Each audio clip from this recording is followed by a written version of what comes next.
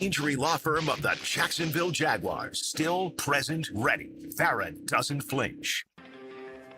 He's Hacker. Talk about a fried egg. I lasted about 5 minutes out there. I said, to heck with this. I'll do this in the morning. And I don't have any inside information. The lady that did it, she got in there.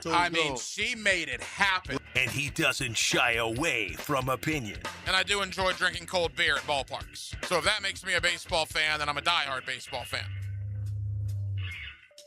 It's Hacker After Dark on 1010XL. And a very good Thursday evening to you, Jacksonville. It is Hacker After Dark, 1010XL 92.5 FM with Aaron Williams. The Hacker Ryan Green with you. Glad you are with us. A Thursday that finds us 1 week. That is 1 week away from the National Football League draft next Thursday, Friday, and Saturday up in Pittsburgh. We will certainly talk a lot of draft up until then. The Jaguars, 11 draft picks total, including 4 of those draft picks inside the top 100. As I mentioned to Rick Ballou there during the 2-minute drill, I do want to kind of go down memory lane to last year, James Gladstone's first as the general manager of the Jacksonville Jaguars, and just kind of get a lay of the land a year later as to some of the decisions that were made, some of the trades that were made on draft weekend, and how the first year of James Gladstone's draft picks has worked itself out. Now, again, you can't really judge a draft class for at least 2, probably more along the lines of 3. But because it was his first year and he's coming into his second draft right now, I did think I wanted to go back down and kind of take a look at what 365 days ago looked like. So we will do that tonight here on Hacker After Dark. We will also talk NBA playoffs. Playoffs? That's what they're saying in Orlando. How can you even say playoffs? Orlando and Charlotte tomorrow night in a win-or-go-home scenario after Orlando lost last night. You talk about payroll for the Magic, what they're paying their stars, expectations, and if they flat out miss the playoffs, what an embarrassment that would be. And I think it's going to happen. Charlotte has obliterated them all year long. It's win or go home tomorrow night for Charlotte and Orlando. It's also win or go home for Golden State and Phoenix. Should be a really interesting night of NBA basketball tomorrow, and that, of course, goes in to 4 playoff games on Saturday and 4 more on Sunday as the first round of the NBA postseason is set to get underway. We will talk a little college football as well. Florida staying hot on the recruiting trail. They get another one today. We'll tell you about it. A tight end from the state of Pennsylvania as geez, I got to get over that, as John Sumrall and the Gator coaching staff really starting to put together a nice class, and you figured that's 2 from the state of Pennsylvania. You would think Phil Troutwine has a lot to do with that. The former Gator lineman who's back now on the Gator coaching staff. Of course, he was up in Pennsylvania with Penn State for a number of years, and Florida's gotten 2 out of that state in the last week or so. So we're absolutely loaded. We're with you till 10 o'clock as always. I did want to start before the big deal of the night. You know, it's interesting. I don't even know what the company is. Sometimes commercials are so good and so put together and so well done that you almost have to remember who the company is, because all you're doing is watching the commercial. The commercial where you don't want to turn into your parents, right? You don't want to act like your parents, where all these guys and gals are starting to act like their mom and their dad, and that guy's telling them, no, you don't need to do that. You don't need to help this person. You don't need to say that. You don't need to do this. You don't need to turn into your parents. As I get older in life, I find myself thinking about that commercial on a pretty much daily basis, a pretty much regular basis, particularly now that I'm a dad. I just left T-ball.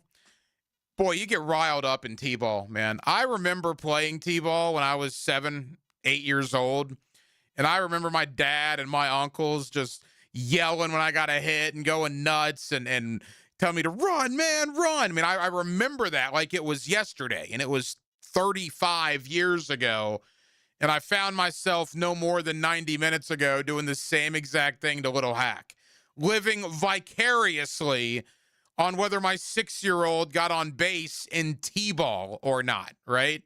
He got on base and then he was stopped at first and the ball got away from the first baseman. So I'm like, run, man, run. I'm jumping up and down. He's going to second. He got in there clean, and that made my night. I mean, that absolutely made my night. My man turning a single into a double. And if he would have gotten tagged out, I would have been just like, obviously I wouldn't have shown him that because it's all about him having fun, him having a good time. And I'm trying desperately not to turn into that little league dad that does that, but it's just hard when you're caught up in the moment. So proud of my guy for getting on base. So proud of my guy for scoring a run like he did tonight. T-ball is great, man. He loves it. I think he found his sport. We're trying to dabble him in some other sports, maybe some soccer, maybe some football. I personally want him to play football, but whether he does that or not, he found a sport that he loves in baseball, and he certainly had a great time tonight. And I had a great time watching him. It's what makes it all worth it when you see your little man get on base and get a hit like Little Hack did this evening. Every night here on Hacker After Dark, Big Hacker After Dark, we do give you a big deal of the night, and Aaron Williams, let's do that right now. Time now for the big deal of the night. What's the big deal? What is the big deal? No big deal. It is a big deal. On Hacker After Dark. NFL Draft, 1 week from tonight. Of course, the Jaguars will probably not be active 1 week from tonight, barring trades. They will be very active 1 week from tomorrow when they are scheduled to have 4 of their 11 draft picks. Boy, the NFL Draft got here quick. I remember, 2 months away from the draft and 1 month away from the draft and a couple of weeks away from the draft. And now here we are.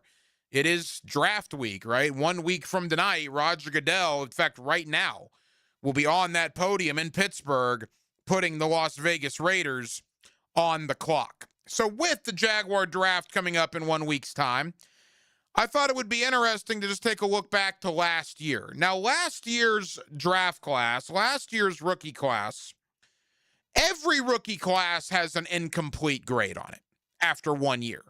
I don't think it's fair to properly assess any class after only 1 year.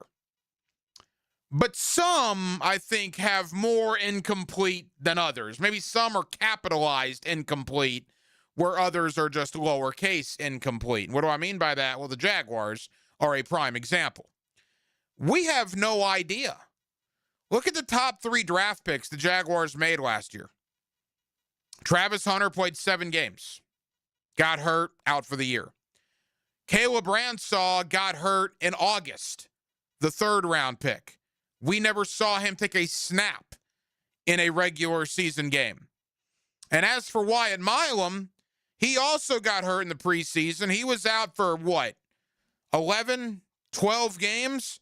He did come back and played sparingly towards the end of the year, but you also never really got a gauge on him either.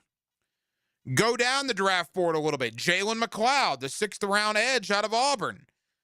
Just like Caleb Ransaw, got hurt in the preseason. We didn't see him at all in the regular season. Jack Kaiser, saw him a little bit. He ultimately got hurt with 4 or 5 games to go in the year. We didn't see him again. It was a barrage of injuries to the Jaguar rookie class. The guys we did see, they certainly have something in Bashal Tutin. I think we have that established. The 4th round pick out of Virginia Tech. Whenever you can find the end zone 7 times as an NFL rookie, 300 yards rushing on only 83 carries? Over 3 yards a pop on the ground. 7 touchdowns, either on the ground or in the air. Tutin showed that he could catch the ball as well. They found something in the 4th round rookie. They found something in their 7th round tailback, LaQuint Allen Jr. I'd like to see more production from him. I'd like to see him get more opportunity. But you want to talk about an attitude? You want to talk about the Jaguar DNA that we're all talking about on a daily basis? What it means to be a Jaguar? If LaQuint Allen doesn't signify that, I don't know who does. That guy will mix it up with anybody. That guy was outstanding in pass blocking for a 7th-round rookie. That guy was physical, and that guy was not afraid to get in somebody's face, either his teammates. And every time there was a scuffle in training camp, odds are LaQuint Allen was involved. I'll tell you the moment I knew that they had something with LaQuint Allen Jr. is when he got into it with Ventrell Miller. There was a play in training camp. This is pretty early in training camp, too. I want to say this may still be in late July of last year. They hadn't played a preseason game yet. And LaQuint Allen kind of lowered the shoulder in a drill, and he got underneath Ventrell Miller's pads, and the veteran was made aware of the rookie's presence pretty quickly. And then the veteran, which I don't blame Ventrell, didn't take too kindly to that, and then there was a nice little scuffle. But for a 7th-round rookie to come in and do that, and then to mix it up during games, we know the back and forth he had with Max Crosby in Las Vegas. And not only the talking, but just the whole mindset LaQuint Allen Jr. has. If you don't like that guy, then I don't know what to tell you. I'm a big LaQuint Allen Jr. fan, and I hope he gets more opportunities carrying the football, because he will be on the field. When you're that good in pass pro as a 3rd down back, you've earned the right to be on the field. Hopefully he gets more of an opportunity to carry the rock this season. I also like what they got in Rayon Lane. I mean, did he start? No, but Rayon Lane was a good special teams football player. Is he going to make any Pro Bowls or All Pros? Probably not. But he was good enough to where the Jaguars cut Daniel Thomas. He came in and showed enough very quickly, very early on, to where the Jaguars felt good enough about releasing veteran Daniel Thomas, because Rayon Lane was going to be a younger, more inexpensive version of Daniel Thomas, which he proved to be. He was a very good special teams player. And I think he has the opportunity to grow more in a defense if given a chance. And then where the Jaguars got lucky was the 2 undrafted free agents. The fact that the guys that made the team as undrafted free agents play the same position is still really surprising to me. You just don't ever see it. B.J. Green out of Colorado and Danny Strigow out of Minnesota. They both looked really good in the preseason. I mean, really good in the preseason. But you thought that there was probably only room for one of them. Are they really going to keep 2 undrafted free agents that both play edge? Are they really going to keep both guys on the 53? And they did. And I'm happy they did. Because I'll tell you this, B.J. Green and Danny Strigow are both going to be on the 53 again this year. Both guys were good. Now, Strigow had a couple injury concerns towards the end of the year, which slowed him down a bit. But when those guys are right, they're 2 of the best 53 players the Jaguars had last year. Those were good finds by James Gladstone. And if you want to throw Branson Combs into that, he was undrafted. So you had 3 guys on defense undrafted that were on the 53-man roster at the end of the year, not on the practice squad, were on the 53-man roster in Combs, in Green, and in Strigow. You go to the trades that James Gladstone made, right? Obviously, the big one was Travis Hunter. And here's the bottom line with that. If the Jaguars make that same trade and go 5-12 last year and Cleveland's picking 9th, then it would have been a disaster. I would be on here every night saying, what a awful trade. But the Jaguars got a talent like Travis Hunter. They only got 7 games out of him, but you see the talent there. They did win 13 games, so they had to sacrifice the 24th pick in the draft. That's a lot easier to take, giving Cleveland pick 24 as opposed to giving Cleveland pick 9 or 10. And yeah, you had to trade your 2nd-round pick last year. There were a couple of body blows, but keep in mind they flip-flop 4th with the Browns And one of those fours turned out to be Bayshell Tootin. And I believe that Jaguars also got a sixth in that deal, which turned out to be Rayon Lane. In that trade with Cleveland, the Jaguars got 3 draft picks, and 3 draft picks all made the team and all look like they're going to be pieces of this team for a long time. In Lane, Tootin, and of course, Travis Hunter. And the most under-the-radar trade that might have been made last year during the draft of any team. I'm serious about this. I remember when it happened last year, and I remember thinking, wow, that's interesting, was that trade with Detroit. Detroit wanted to move up and take somebody. I don't even remember who they took. But Jacksonville traded back, and in doing so, acquired 2 third-round picks from the Lions in 2026. Now, when you're sitting there on draft weekend in 2025 and you trade back, well, that's a buzzkill. But then when I saw, well, wait a minute, they got 2 third-round picks in 2026? Well, all right, that's pretty good, seeing as how they're not going to have a first. And now here you go. You want to know why we keep talking about 4 picks in the top 100? Why we say that ad nauseum, 4 picks in the top 100? Is because of that trade that James Gladstone made with Brad Holmes in Detroit. Jacksonville has not 1 but 2 Detroit draft picks to go along with their own third rounder and their second rounder. So despite not having a first, they're picking 56th, they're picking 81st, they're picking 88th, and they're picking 100th. I'll tell you this, your second and third round picks are supposed to be contributors. The Jaguars should draft 4 contributors next Friday. 4 guys that will be on the 53-man roster without thinking too much about it. And 4 guys that probably should be on the 45-man roster on game day. Certainly 2 or 3 that should at an absolute minimum. You add all that up with James Gladstone. Was the draft an incomplete last year? Yeah, it was. It was. But look at 2026. 11 draft picks, tied for the second most of any team going into next week. Like we talked about, 4 in the top 100. You get Travis Hunter back from injury. You get Caleb Ransaw back from injury. You get a 100% Wyatt Milam, because I'm not sure you ever had that last year, even when he played. You get Jack Kaiser back from injury. You get Jalen McLeod back from injury. Are you noticing a pattern here? You want to know why the Jaguars were not active in free agency? Well, it was really 2 parts. One, there were some financial aspects of it, no question.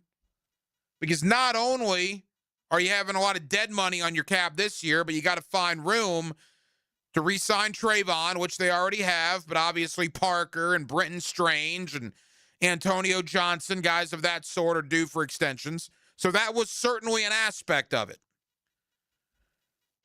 But you're maybe acquiring a top 10 to 15 corner in Travis Hunter. That's almost like a free agent coming back. You're getting a guy in Caleb Ransaw that many thought was going to be a starter for you at safety last year. You're getting him back. You're getting a guy in Wyatt Milam that everybody listening to me right now, I would almost say all of you, including myself, weren't we saying Wyatt Milam was going to take Ezra Cleveland's job entering camp last year? Weren't we saying he was going to be one of the 5 starting offensive linemen? To Ezra's credit, Ezra came in and performed great, and I don't think that was going to be the case even if Milam did not get hurt, but that was certainly the talk going in. You get him back at 100% now. We never saw Jalen McLeod, a man that had 8 sacks at Auburn his final year in the Southeastern Conference. So that's 4 of the draft class right there. You combine them with the 11 rookies or thereabouts you're going to draft next week, and you're talking over a dozen, between 12 and 15, depending on trades, young guys that you can fill these positions with. Jaguars are in a good spot, man. If you want to harp on ETN being gone and Devin Lloyd being gone and not having a first-round pick, well, that's your prerogative. And I'm not saying you're necessarily wrong. But that's a glass half empty look at it. The glass half full look at it is just what I gave you. And it's reality. I'm not saying anything that's not true. I like where the Jaguars are. And where the Jaguars are with their draft capital and these young players are as a result of what James Gladstone did year number 1. And I personally cannot wait for next week to see what James Gladstone can pull off in year number 2. Let's talk more Jacksonville Jaguars with a former Jaguar defensive lineman. Earlier on, I had the opportunity to catch up with Lige Douzable. Lige Douzable played 10 years in the National Football League, including a couple right here in Jacksonville. You see him now all over the place. He's at CBS Sports HQ. He does college football on ESPN. He's on Sirius XM. He's made a nice career for himself in the sports media. Let's talk to Lige about the Jaguar offseason. Let's get his thoughts on Liam Cohen and James Gladstone. And let's talk a little AFC South as a whole. Former Jaguar Lige Douzable joins me next on a Thursday night here in Northeast Florida. We're glad you're with us. It's Hacker After Dark. You press the button. Behind those doors, there's a life you always dreamt of. This is 1010 XL. Baloo here for Smunez Vision. Why Smunez Vision? Well, I've been with Dr. Neil Smunez now since I got back to Jacksonville in 2006. 37 years of experience he has. Smunez Vision is a family organization that focuses on personal high-quality medical and surgical eye care. Dr. Catherine Smunez is fellowship trained in cornea and cataract surgery and all refractive surgery. Combined, that's 30 years plus in laser eye surgery. Visit SmunezVision.com today. Here you can see. What if your next fun day out costs you $70 to play all day? That's exactly what you get at the Battalion Airsoft Arena, the only indoor airsoft battlefield in Jacks. Skip the same old boring entertainment choices and step into real action with your crew. Perfect for birthdays, company team building, graduation parties, or just epic weekend fun. No experience? No problem. The Battalion package includes everything: gun, mask, and ammo with unlimited play. So lock in your mission now at BattalionAirsoftArena.com. Bueller, stay cooler with Bueller. Hey, buddy, why so glum? Stinky ice cubes, Jason. It's all downhill from here. What?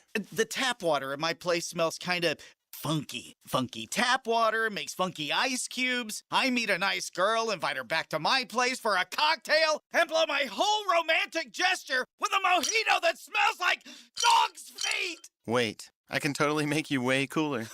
I'm not taking your charity ice cubes, Jason. I have my pride. Your pride is safe. Our plumbers can be at your house the day you call and install a whole home water purification system. Water tastes better, dishes come out cleaner, even your hair feels better after you shower. Ooh, the ladies love a man with soft hair, don't they, Jason? Life moves pretty fast. If you spend every day worried about the water in your own home, you could miss it. Stay cooler with Bueller. Visit BuellerAir.com.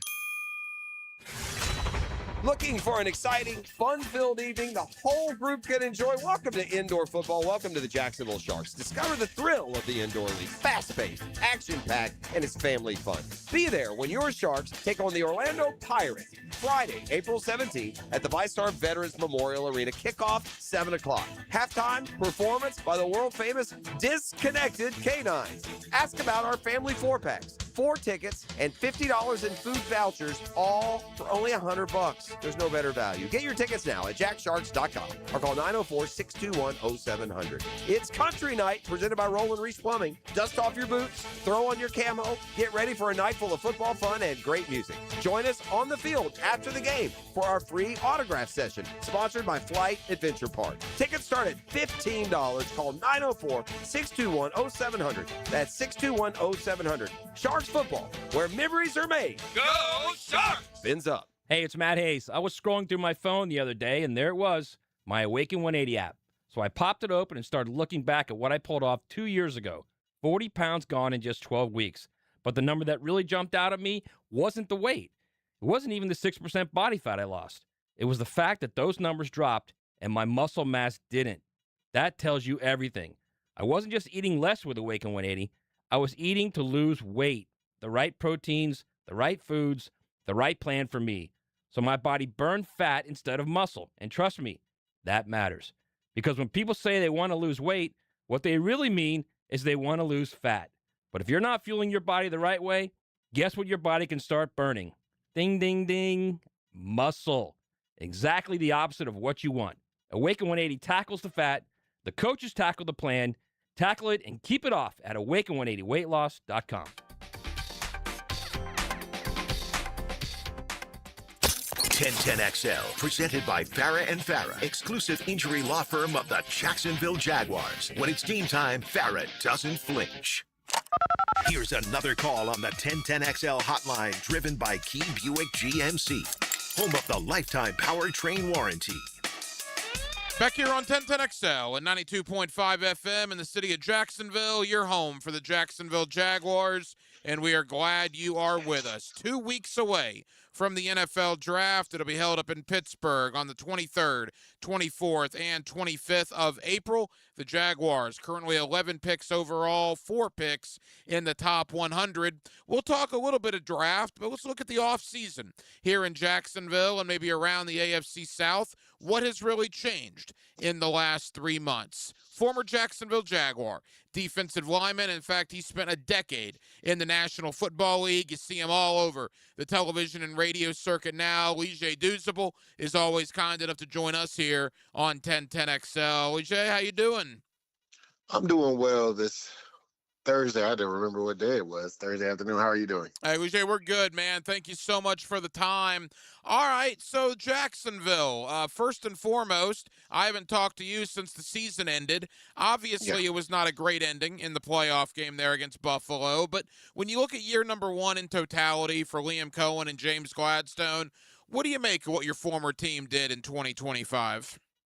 Yeah, ultimately a successful year. Now, again, the goal is always to win the Super Bowl, but for a first-time head coach and GM coming together and the way they were able to turn things around and even get Trevor Lawrence, I've been documented saying this on one of those jobs that you mentioned. You know, you say I got a whole bunch of them, but CBS Sports, that Trevor Lawrence, I would say, when you go back and look at the season, before the playoffs, I would say the last 7 weeks of the season, there wasn't a quarterback playing at a higher level, playing the quarterback position than Trevor Lawrence. And I know that was a big question mark going into this year because Liam Cohen had kind of been a quarterback whisperer, right? First time with Will Levis at Kentucky, also Baker Mayfield revamping his career. That was the big thing. Was he going to be able to revamp Trevor Lawrence? And we saw Trevor Lawrence really grow confident in that offense as he learned Liam Cohen's offense and really took, the Bulls by the horn and took over that offense. So to me, that was the biggest thing, right? Because there was question marks about Trevor Lawrence going into last year. And I think with that marriage between him and Liam Cohen, they answered every question possible. It's 1 year. We don't want to blow it out of proportion, but as you said, Liam Cohen took over a 4-13 team that had very little direction and got them to 13-4 in a division title. Yeah, Lige, as we've talked this offseason, Liam Cohen got interviewed by one team last year, and that was Jacksonville. Did people around the league just miss on him? I don't think it was missed. Remember, there was a whole debacle when it came to Liam Cohen and getting that job for Jacksonville, because I know the Tampa Bay Bucks really wanted him back, right? And supposedly changed his contract to give him more money to come back. And then things kind of sped up when it came to, Jacksonville offering him the job and him taking the job. I'm not sure if people missed, because he was a hot name. Like, a lot of people talked about him. And the funny thing is, if you want a job, man, go be the offensive coordinator for the Bucks. You're going to get a head coaching job, right? We saw that with Dave Canales the following year after Liam Cohen left as well. So I'm not sure if it was people that missed on him. I think people assumed that he was going back to Tampa Bay because that was the word around town, that he was for sure going back there. But ultimately, he ends up getting a job at Jacksonville. And again, I know Duval could not be happier in what he accomplished in his first year as head coach. Over 30 years of Jaguar football. Lige Douzable here with us on 1010XL. You were a part of some of that, being a former Jaguar defensive lineman. This has been the quietest offseason as far as bringing in free agents that I can ever remember in over 3 Yeah. decades. Now, they've lost some guys, ETN and Devin Lloyd in particular, only brought in one guy in Chris Rodriguez. What have you made of what they've done this offseason, or I guess what they haven't done in bringing in additional players? Yeah, I think James Gladstone spoke on that, right, when he talked about how they want to be calculated, right, to get those compensatory picks for guys leaving like Travis Achan, right? That's his name now. I guess we had been saying it wrong for all these years.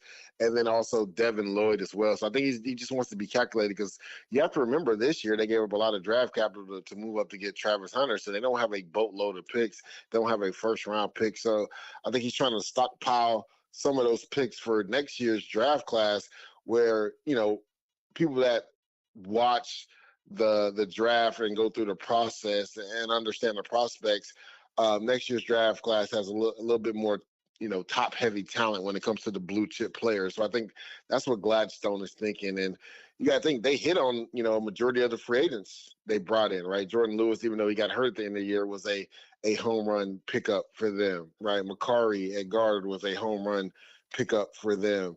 Like trading for a guy like Jacoby Myers, which essentially was one of those draft picks that they're not going to have this year, was a home run pickup for them. So, you have to look at what he did, not only in the offseason last year, but throughout the season to really fortify this team and make it better. So I think they feel like they're in a good space to continue to compete, to win another divisional championship. They're going to add some players, obviously, via the draft, but they want to be able to recoup some of those picks that they lost last year because of the trade for Travis Hunter and bringing in other players as well. Let's go to your position on the defensive line. Last Friday, Trayvon Walker gets a 4-year contract extension. And I'll be honest with you, Lige, I saw the money for Trayvon Walker.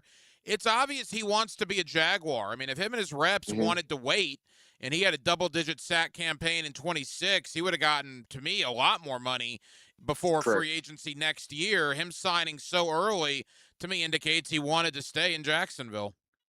Yeah, without a doubt. And I think he came out and was very vocal about that. And I think he told his family he wanted to be a Jaguar for life. And to your point, right, the way this money's going up for edge rushers, really every position in the NFL, but more specifically, I always say this, right, this is my saying, the league is run by passers and pass rushers, guys that can throw the football and guys that stop guys from throwing the football.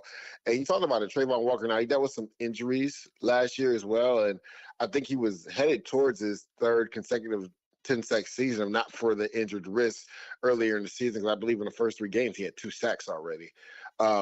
But you kind of saw with him dealing with injuries how that defense in the beginning of the year, it was, on fire. And then it kind of, wavered a little bit without him because he's so versatile in what he can do as far as his ability to be one of the best edge run defenders in the NFL, but also I think his versatility to be able to slide him inside and rush. And I think they'll do a little bit more of that this year and use his versatility. You said it right. If he wanted to play the long game and bet on himself, there's a good chance, because if you look at the history with him being healthy, that he was going to have another productive year and then he was going to be able to reset the market. But this showed that even after a injury-plagued season, that he wanted to get this deal done and not wait, where a lot of players would be like, you know what, I'm going to bet on myself. I'm the number 1 overall pick. It's not like I'm hurting for money right now. I'm going to bet on myself and reset the market. He decided, let me get this deal done, a deal that's fair to me and the team, to make sure I'm locked in as one of those pivotal pieces for the future. Oujay Douzable spent over 10 years in the National Football League, including some of that time right here in Jacksonville, and he's with us here on 1010XL. Final thought about the Jaguars, and I want to branch out to the rest of the division real quick with you. You have a unique perspective, being a former Jaguar. You cover the league nationally, and you also played defensive line. When it comes to Trayvon Walker, his biggest flaw nationally is that his name isn't Aiden Hutchinson, right? I mean, do people take him for granted? Oh, 100%. I said that right after the deal. I said people have said some, and I think I used the word asinine, right? I said some asinine things when it comes to Trayvon Walker. I'm like, going before this last season, he had, back-to-back double-digit sack seasons, right? He's been one of the best run defenders at the edge position. Now, again, you'd probably like to see a little bit more juice from him when it comes to pass rush, but I think you'll see that a little bit more this year in Campanelli's defense. I think they're going to move him a little bit more inside to really use his athletic ability on, more slow-footed guards to get those one-on-one scenarios where he can really affect the quarterback with his strength and athletic ability from the inside. I say yes, Aiden Hutchinson has been all world, right? But do not disrespect what Trayvon Walker has done. He's been a really good player in this league. A lot of people would pray for the production from their first round pick.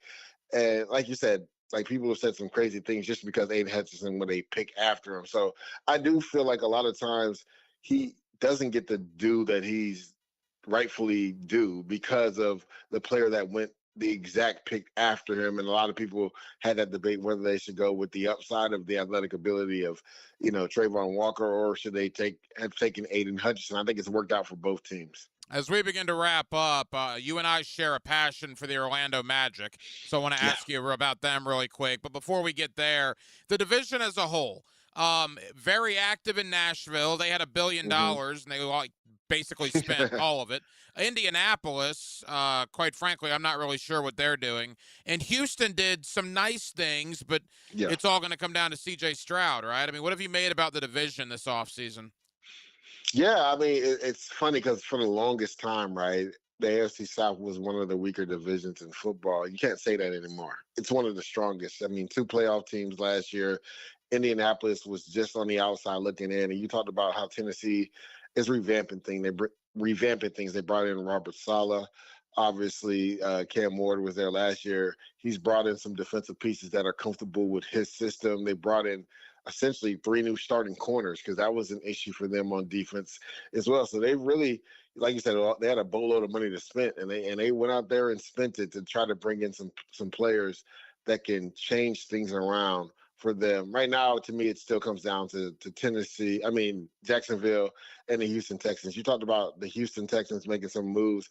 I had been wondering for the longest when they were going to try to solidify an offensive line in front of C.J. Stroud. They tried to do that this offseason. Now, some of the pieces they brought in, a.k.a. Braden Smith, he's got to stay healthy, right? Because when he's healthy, he's one of the best right tackles in football, but he's had struggles staying healthy. So they bring him in to really refortify that offensive line. They brought in a few other pieces, re-signed Ed Ingram. And then David Montgomery to try to take some of that pressure off C.J. Stroud, because what wasn't talked about enough, Rye, I thought last year was they really missed Joe Mixon in the worst way. He was kind of like that captain that steered the ship when they were going off course. And when he wasn't in the lineup, like it all fell on C.J. Stroud. And I think that was one of the reasons why he struggled last year as well. You also talk about those 2 young receivers they had. There'll be another year in this offense. You would think that their development and maturation would come to heights as well. So to me, it's really going to come down to the Houston Texans and the Jacksonville Jaguars to win that division like it kind of did last year, right? It came down to the stretch. Jacksonville had to keep winning because the Houston Texans kept winning at the end of the year. So this went from one of the worst divisions in football, right, to I would say one of the top divisions in football when you look at, those 3 teams I talked about, and then Tennessee trying to improve their roster as well. 2 weeks away from the NFL draft, again, the Jaguars, 4 selections in the top 100. Final moments with former defensive lineman in the National Football League, Leger Douzable. Leger, I see you on social media. You're a big Orlando Magic guy. Now, my uncle took me to the Orlando Arena in 1989, and I was just loving it. Ever since then, 35 plus years, I've been a diehard Magic fan, which means my life has been a living hell for a large majority of those 3.5 decades. Look, sure. I mean, between Suggs, Banchero, and Franz, I just wish they could stay healthy because we really don't know what they have. They're all playing now. I don't think they're all healthy now.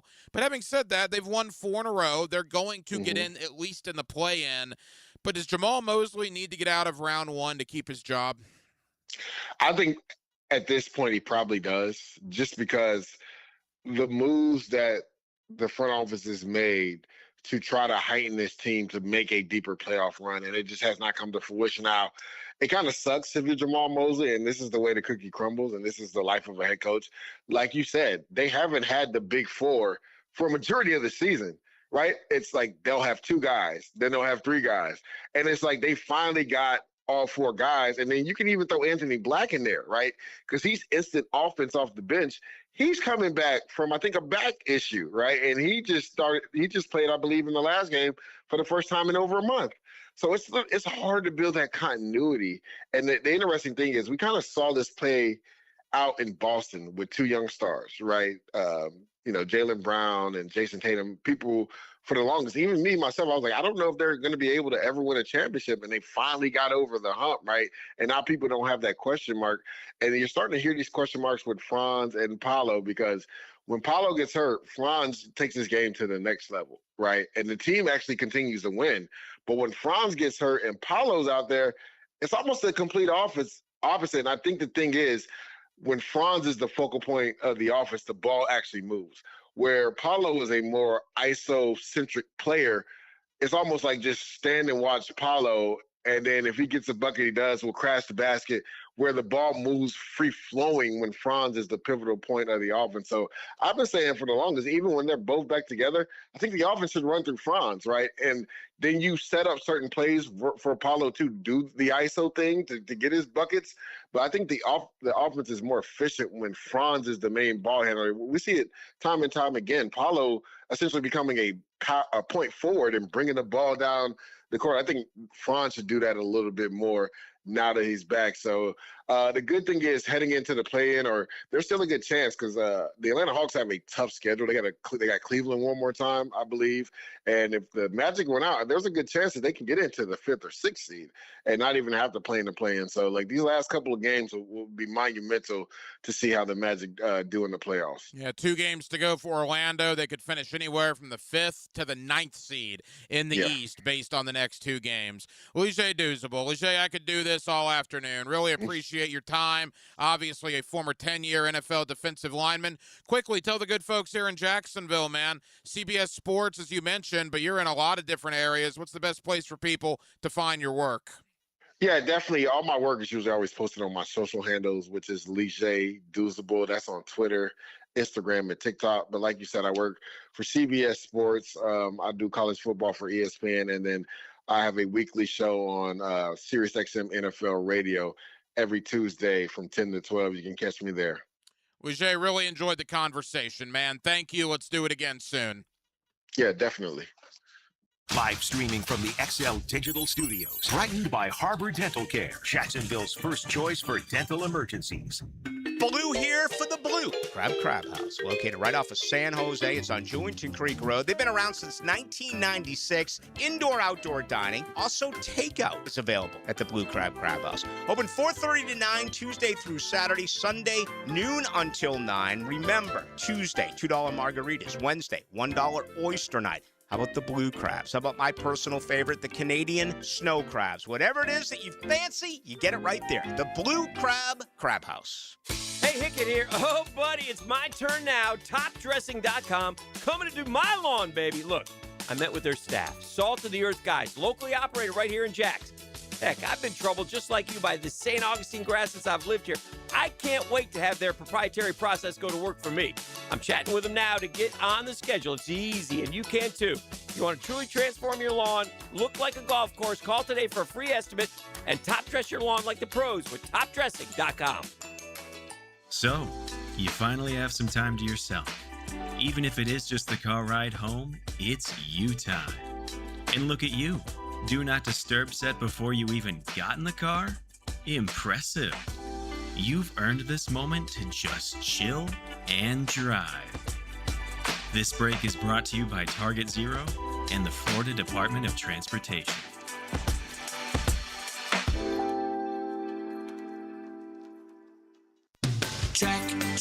Checkmate. I'm Brendan Cecilia, founder of Checkmate Coatings. And I'm Chester, the Checkmate chess man. At most companies, people start on the ground floor and work their way up to the corner office. At Checkmate, I started on the ground floor, and almost 20 years in, that's still where I am, making ground floors look awesome, one garage at a time. Well, I started as a pawn and worked my way up to king. No, you didn't. Some guy drew you as a king. I asked them to give you a roller, so at least you look like one of the guys. Yes, I rather would have preferred a sword? At Checkmate, I work personally with our teams to perfect the preparation and application techniques that make Checkmate floors beautiful and durable. And I keep things classy with my adorable accent. Beautiful floors? Check. Guaranteed to last? Check. The finishing touch your home deserves? Checkmate. Transforming your floors, making them great.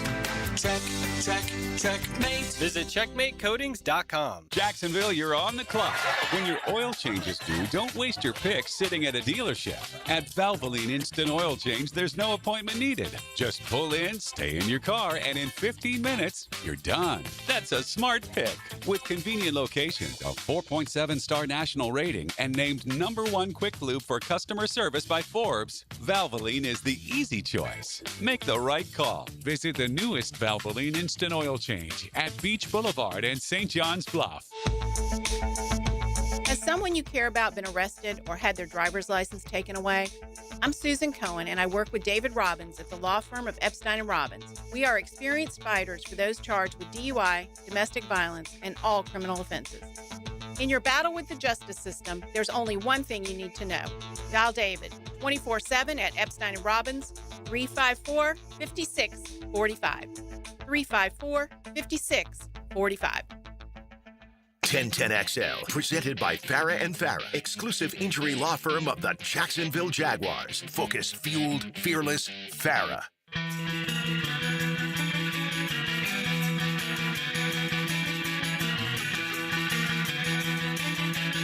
Hacker After Dark on 1010XL. Till 10 o'clock every night. Glad you're with us. Hacker After Dark on 1010XL and 92.5 FM. Thank you to former Jacksonville Jaguar defensive lineman Lige Douzable for joining us on the program this evening. Back into the National Football League in just a moment. I did want to let Gator fans know, well, first and foremost, Zach Goodall of Swamp 247 joins us coming up here in about 20 minutes, and we're going to talk a lot of spring football with Zach as the Gators wrapped up spring football this past weekend with the Orange and Blue game. But John Summerall and the Gators stayed hot on the recruiting trail earlier today. Tommy Douglas, a 3-star tight end from the state of Pennsylvania. I'm sorry, from the state of New Jersey, rather. Princeton, New Jersey, right there near Pennsylvania, but in New Jersey. Did commit to Florida earlier today. He chose the Gators over Alabama, Penn State, and others. Douglas, a 6'4", 245-pound tight end. He is the son of former NFL general manager Joe Douglas. He had 33 catches last year for 640 yards and 7 touchdowns during his junior year of high school. Douglas's commitment earlier today is the 7th commitment for John Summerall in the class of 2027. And it is the fourth, right? Yeah, it's the 4th commitment they've gotten basically in the last 7 days. You go to Maxwell Hiller, the offensive lineman from Pennsylvania, Davin Davidson, the quarterback from Cardinal Mooney in South Florida, Amari Fountain from Georgia, who flipped from the Gamecocks to the Gators this past weekend, and now Tommy Douglas. So the Gators remain hot on the recruiting trail as John Summerall nets the 7th commit for the Gators in the class of 2027. More Florida Gator talk coming up with Zach Goodall of 24/7 Sports, Swamp 247. That conversation comes up, and again, in less than 20 minutes. Back into the NFL draft. You know, from a non-Jaguar point of view, you look at big storylines going into next week. Well, clearly the biggest nationally is Fernando Mendoza. Fernando Mendoza is the Heisman Trophy winner. He is the quarterback of a team in Indiana that won their first national championship ever and went 16-0 in doing it. The first college football team that went 16-0 in over 125 years, I want to say. Wasn't it like back in 1892 or something? Yale went 16-0. I didn't know they were playing 16 college football games a year in the 19th century, but apparently they are. But Mendoza's the first quarterback to do it in a long, long time. And he's been the surefire, no doubt, #1 pick in the draft for a long, long time as well. So there won't be a whole lot of suspense when Roger Goodell goes across that podium next week and announces that Fernando Mendoza is the pick of the Las Vegas Raiders. But Aaron, I got to tell you, after Mendoza, boy, it's a bad quarterback class, right? I mean, Ty Simpson from Alabama might go in the first round. I think more talk about him going in the first round as we get closer. But after those two, you start throwing darts at a dartboard a little bit. I mean, you look at quarterback and running back in particular, and I've had a bunch of draft guys on, and verbatim, this is what they all tell me across the board. Great year for safeties, great year for linebackers, pretty good year for edge players, decent year for tight ends and wide receivers, but it falls off a cliff pretty quick when it goes to quarterbacks and running backs. Next year, that will not be the case. Next year, there's going to be a ton of good quarterbacks and a ton of really good skill position players. Next year is the year if you need a good skill position player, you can get one. Aaron, on the surface, that appears not to be the case heading into next week. I mean, yeah. I mean, after Mendoza, we're talking about Ty Simpson, Carson Beck, and then, you know, what's the kid from Illinois' name? Oh, Altmaier. Yeah, him. And so, I mean, you know, you got some pretty notable names in there, some pretty good ones. I personally love Ty Simpson out of all of them, even including Fernando Mendoza. He's visiting Arizona today. Your last top 30 visit, I believe, is this week. You cannot do any more visits starting Saturday. So today and tomorrow, I believe, are the last visits. And Ty Simpson visiting Arizona, which is interesting because for what it's worth, they have Jacoby Brissett and Gardner Minshew. They went out and signed Gardner. They don't have a franchise quarterback, obviously, because they're replacing Kyler Murray. But they do have decent money invested in both Brissett and Gardner Minshew. Would they go Ty Simpson in round one? I don't know. But if you're Ty Simpson, do you want to go to Arizona? Well, they have a good offensive-minded head coach that used to be for the Los Angeles Rams. They do, but you play Seattle and the Rams and the Niners six times. Yeah, I mean, you got to start somewhere. Arizona's a tough gig in that division right now. They are, of all the divisions and all the teams, is there anybody worse off currently than the Arizona Cardinals? With as good as the Rams are, the Seahawks just won the world title. The 49ers just are good, and they just got Mike Evans among their free agent haul. It is simply a tough putt right now in Phoenix, Arizona to compete in that division. I mean, maybe what, the Browns, maybe the Dolphins? Yeah. Well, the Dolphins, that's kind of their own doing because the Dolphins gave a ton of money to guys like Tua and Tyreek Hill, and it didn't work out. That is interesting. All right, so we always talk about division winners, right? Well, who's going to be in the bottom of each of these divisions, if we have to say it right now? Now, a lot will change after the draft, of course, and as we get through the summer months, but as it stands right now, I agree with you. AFC East, I don't know. The Jets are pretty bad, too. Yeah, I was just thinking them, too, when I said the Jets and the Dolphins they're going to battle it out to be the ugly stepsister. But I personally like Aaron Glenn. I think Aaron Glenn will get them turned around, but they gotta get some players in there. It was a disaster for Aaron Glenn in year one. It couldn't have gone any worse. And I'm not going to say I dislike Aaron Glenn. I don't know. I don't know the man. I know what I see from afar. And what I see from afar is it was a disaster the way things went down. And then you have Aaron Glenn making comments. Like, what was that? The quarterback is going to get him to the promised land? I mean, what is he talking about? I couldn't even tell. I mean, you know what's bad when your primary thing that you get hired for is defense, and you have 0 interceptions throughout a year. As a former defensive back, I mean, Aaron Glenn is on the hot seat coming into year number 2. There was some conversation about him losing his job last year. I don't think you need to lose your job after 1 year. That to me is ridiculous. Oh, it's happened here. I mean, it happened to Mike Mularkey. Of course it happens. I just don't think it needs to happen. So AFC East, Dolphins, Jets. AFC South, I would say it's the Titans right now. I do believe the Titans have gotten better, but clearly they're probably going to be picked still to finish 4th. I hate what the Indianapolis Colts have done this offseason, but I still think top to bottom, they probably have a better roster than Tennessee. AFC North, I would agree, Cleveland, and a lot of that is they just simply don't have a quarterback. They got really good pieces in certain aspects, including obviously Myles Garrett, but they just don't have a quarterback. Just real quick, any hope with Shador? Do you think? No. Not at all? No. I do. If his name is Shador Thompson, nobody gives two rats about him. Based on judging off of what his father and his last name are what gets him coverage, and his father and his last name is what got him drafted. If he didn't have that last name, and if he didn't have primetime as his dad, I'm not sure he would have gotten drafted last year. Look, I'm not rooting against the young man. I'm just being real. I don't think Shador Sanders is going to be the answer in Cleveland. If Cleveland's waiting for that magical moment when the confetti's falling and Shador Sanders is hoisting the Lombardi Trophy as a Super Bowl champion, they're going to be waiting a very long time, or maybe they can see it in dreamland.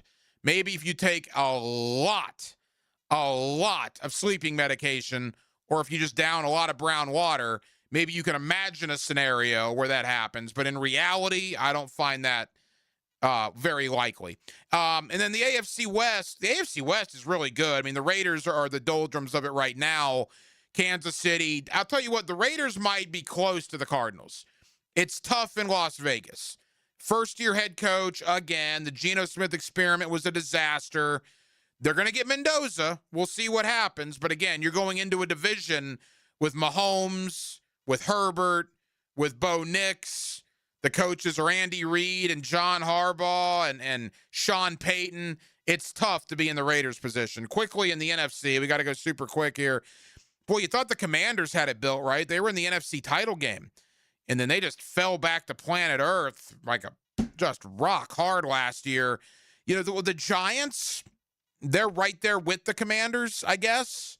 They're both not very good, but I tend to believe that Jackson Dart might have a little something. We'll see about Jaden Daniels. He had some injury problems last year. But boy, when a team is one game away from the Super Bowl and then they're back picking in the top 10 or whatever it is, that was a reality check for the Commanders. The NFC North, I mean, the NFC North's got four good teams. Minnesota, I guess, is going to be picked fourth. Minnesota's a pretty good football team. They just happen to be in a division with Green Bay, Chicago, and Detroit. We mentioned the NFC West with Arizona. And then the NFC South, boy, Tampa Bay, I'm going to be very curious how life is after Mike Evans and Lavonte David. I really like what Carolina has done. Jalen Phillips and Devin Lloyd, of course. Atlanta with a new head coach and Kevin Stefanski. We'll see what happens there. And then New Orleans with ETN. And New Orleans wasn't half bad towards the end of last year. So there's optimism. I always say this time of year. Hope springs eternal, right? Everybody has hope. All 32 NFL markets in the months of March through August have hope that this is going to be the year for their team. And then for some, reality smacks you right in the face in September. Reality smacked the Jaguars in the face in 2024. We were all pumped about the Jaguar season, and they start 0-4, and the season is over before they got out of the month of September. It happens. You just hope it doesn't happen to your team. I think every team is hopeful. I just think teams like the Raiders and the Cardinals, it might be a little harder based on the division that they're going to have to deal with. 1 hour down, 1 hour to go here on Hacker After Dark. We'll take you up till 10 o'clock as we do every night. We will talk a little NBA playoffs. Zach Hanshu of Roto World covering the NBA towards the bottom of the 9 o'clock hour. A little college football talk on the horizon as well. Glad you're with us till 10 o'clock here on 1010XL and 92.5 FM. Only the best things stand the test of time, like radio play-by-play. I think it's bigger than it seems, and if you're one of these players or one of these coaches, it's the biggest thing in your life. Your home for the most play-by-play is 1010XL. Hey Jacksonville, this is Dr. Kevin Kaplan, proud partner and orthopedic specialist of Jacksonville. We're honored that the Jacksonville Icemen rely on our team for their sports medicine and orthopedic care. We built this practice with one mission, to raise the bar for orthopedic care right here in our hometown. Faster access, smarter treatment plans, and better results. Whether you're recovering from a sports injury or managing joint pain, we're here to help you get back in the game, stronger and pain-free. Visit osjax.com to learn more. That's osjax.com. Bud Light and everyone at Anheuser-Busch want to remind you to get home safely every time. People are counting on you, on the road and at home. Plan ahead with safe rides, and don't forget to hydrate between beers. Bud Light encourages everyone to enjoy responsibly and socialize safely. Sent in, and Sporting Jacks breaks through first. For the latest on Jacksonville's pro soccer team, join the Sporting Jacks Coaches Show, presented by Honda of the Avenues, every Tuesday night at 6 on 1010 AM and 1010XL.com.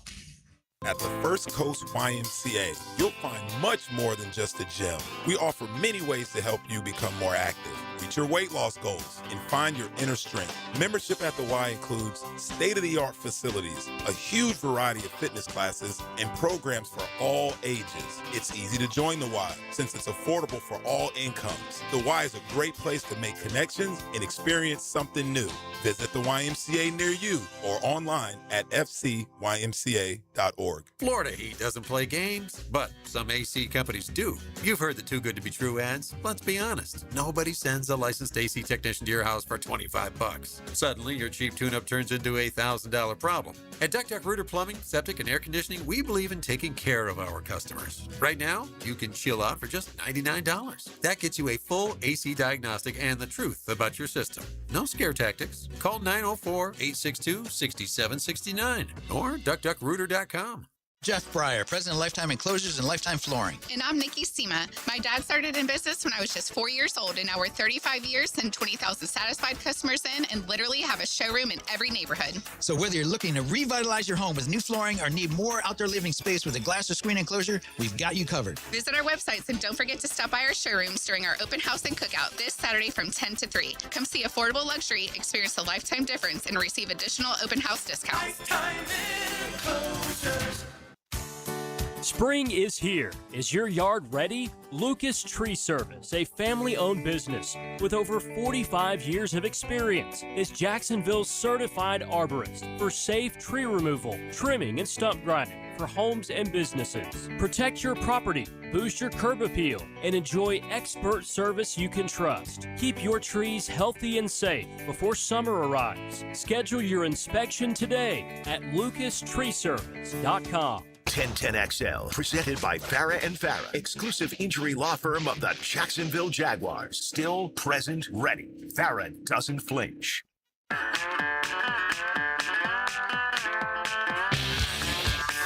Hacker After Dark on 1010XL. You know, the older I get, the more I realize how much when I was younger I took for granted April, May, and to an extent June in the sports calendar. You know, I would say an overwhelming majority of people listening to Hacker After Dark right now, and look, I'm not going to say I'm not among you. September through December football season are the best months of the year. I understand that, certainly. But we are approaching, and we're pretty much already there. I mean, in the next couple of days, we will officially be in the aura of this, if you will. The NBA playoffs, the NHL playoffs, every night for the next 2 months is spectacular theater. Spectacular. You look at what the NBA play-in has already provided us. And look, am I going to sit here every night with you and break down series after series of the NHL playoffs? Of course not. Of course not. I am not that diehard of a hockey fan, but, and I say it every year, man, if you don't give hockey a chance, that's fine. I'm not going to fault you for that. But playoff hockey, Stanley Cup playoff hockey, these series that are going to get underway this weekend, I see Tampa Bay, I believe, is playing Montreal in round number 1. Every series will be decided by tonight, and then we'll get ready for them beginning Saturday. NHL playoff hockey, particularly if it's a close game in the third period or if it goes to sudden death overtime, whew, it is terrific. I love it. I will watch more hockey in the next 2 months than I have in the previous 7 or 8 months. I don't watch a lot of regular season hockey. I'm a bandwagon hockey fan. I will admit that. The Winter Olympics was great. I tried to watch a little bit after the United States won the gold. Really couldn't do it. We were so caught up in free agency and March Madness and everything that was going on. But the Stanley Cup playoffs, that's good stuff, man. And when you add on to that the NBA playoffs, you get Kevin Durant versus LeBron James with the Rockets and the Lakers right out of the gate. You get the New York Knicks against a really good, all of a sudden, Atlanta Hawks team. You get Boston and Philadelphia in round 1. Celtics Sixers in the first round. It is going to be an exciting next 60 days or so in the sports world, because every night, for basically the next 2 months, you're going to have multiple NBA games and you're going to have multiple Stanley Cup playoff games. I love it. I hope you love it too, and I hope you give it a chance. If you're not a regular NBA viewer, if you're not a regular NHL viewer, again, no judgment here. It's a judgment-free zone on Hacker After Dark. But I would hope that you give it an opportunity, because I think you will really enjoy it, particularly the NHL. Because those games, when they are close towards the end, it is fun. It's fun times in Gainesville right now for John Summerall on the recruiting trail. He just landed another commitment today from a 3-star tight end, Tommy Douglas, out of New Jersey. That's 7 commitments for Summerall of the 27 class to this point, including 4 in like the last 10 days. We'll talk about that. We'll also wrap up the spring football circuit. Florida had the orange and blue game this past weekend. We'll put a bow on Gator spring football. We'll take a look ahead to the summer months. How is this quarterback competition going to work itself out between Aaron Philo and Tramel Jones? My buddy Zach Goodall of 24/7 Sports, Swamp 247. He's one of our guys in Gainesville. He joins us next on a Thursday night in Northeast Florida. We're glad you're with us. It's Hacker After Dark. The home of the home team you grew up with. Looking for Jimmy in the end zone. Touchdown, Jaguars! Touchdown, Jaguars! Touchdown, Jaguars! 1010XL. If you are an experienced electrician looking for your next big opportunity, look no further than the Millard Electric Company, a trusted name in the industry for over 96 years. At Millard Electric, we tackle the biggest projects in the city, offering you the chance to showcase your skills on a grand scale. We believe in rewarding hard work with the best pay, top-notch benefits, and an unbeatable culture where people actually care about each other. Take your career to new heights with Millard Electric Company. Apply today at millercareers.com. Millard Electric, an equal opportunity employer. I used to dread going to the dentist. Every visit felt like a sales pitch with constant upselling, surprise fees on my bill, and I could never get in when I needed to. But Harbor Dental Care? Totally different. They saw me the next day, gave me honest pricing up front, and even set me up with a payment plan I could actually afford. No pressure, no surprise charges, just kind people who get it. If you want to experience dentistry the way it should be, book your appointment today at harbordental.care. That's HARBOUR dental.care. He used to lay the lumber on the field. No, I'm not a quarterback, but I like eating quarterbacks for breakfast. Now he lays his opinions on Jaguars Today. Tom McManus. Fridays on 1010XL. Opened by Renewal by Anderson Custom Windows and Doors. Get ready for an unforgettable night with the legendary Bill Murray. The icon of Caddyshack and SNL takes the stage at the Florida Theater. This isn't just comedy. It's a high-energy mix of music, storytelling, and pure entertainment. From the Grand Ole Opry to rocking out with the Blood Brothers, Bill Murray delivers a show like no other. Don't miss out. April 19th at Florida Theater. Grab your tickets today for Bill Murray and his Blood Brothers at floridatheater.com.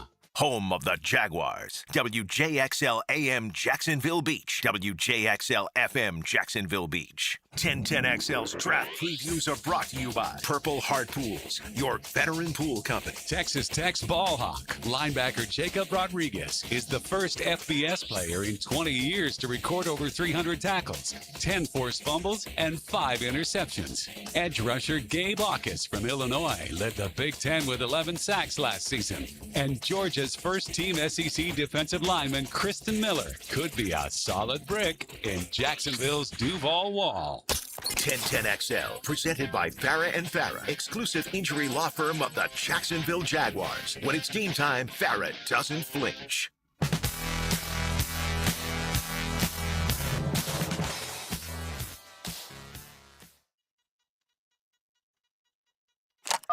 Here's another call on the 1010XL hotline, driven by Key Buick GMC, home of the lifetime powertrain warranty.